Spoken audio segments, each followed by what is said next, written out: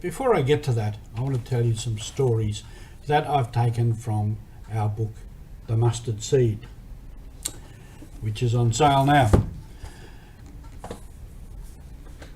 Before the missionaries of the Sacred Heart came to Melanesia and Micronesia and began a mission on Rabaul and Yule Island, there was a priest who had come out of an English-speaking seminary in Italy, recruited by Bishop Quinn of Queensland, Father John Carney, who was posted to Gympie, which was way out in the bush.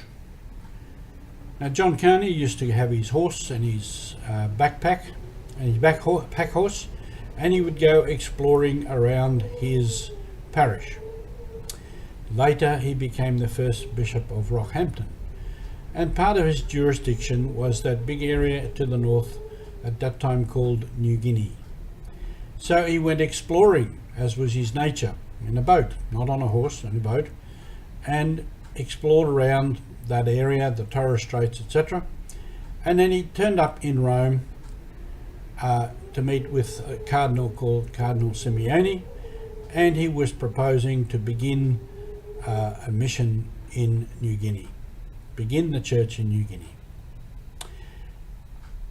Bishop Cardinal Simeoni told him, very, very good, go back and suggest a place to start.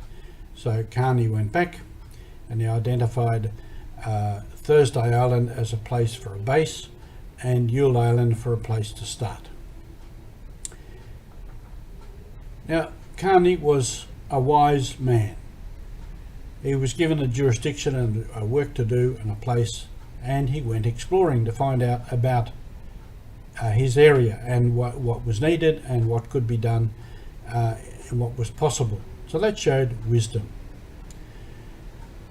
The priests and brothers who were sent out, the missionaries of the Sacred Heart, they read Carney's report, and they probably read other things.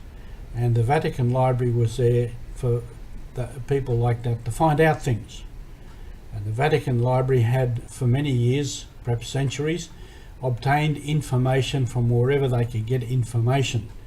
So when the explorers went out, they worked to get copies of their manuscripts or reports, locations, directions, information. So the missionaries that went out, they didn't just get on a boat and sail over the horizon and expect to find something. No, they did their homework. They did their study. They knew where they were going, and they had to find a way to get there, and that was the difficulty of finding boats that would take them where they wanted to go. But they did their homework, they did their study, and they found out things, so they knew where they were going. So when they eventually came through that area, they got a boat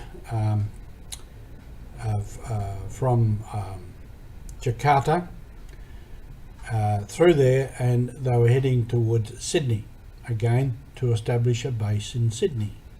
A very wise move. On the way through, they had a look at Thursday Island and possibly a look at Yule Island. So they knew where they were coming back to. And they dropped in at Rockhampton to visit Bishop John Carney to get first-hand information. And that became an established relationship between Rockhampton Diocese and the mission in Papua. So that there was a base there was a friendly place there where people could go if they were sick or if they had other needs.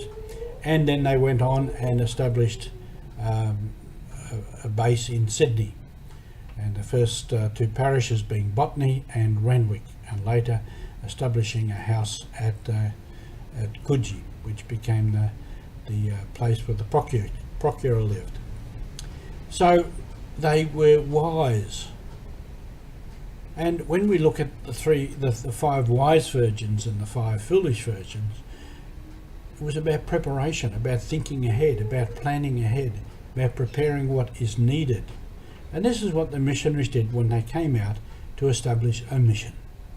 They were wise people. So to be on mission is to be wise, to plan ahead, to think ahead, to study and to know, to find out information. All this is part of mission.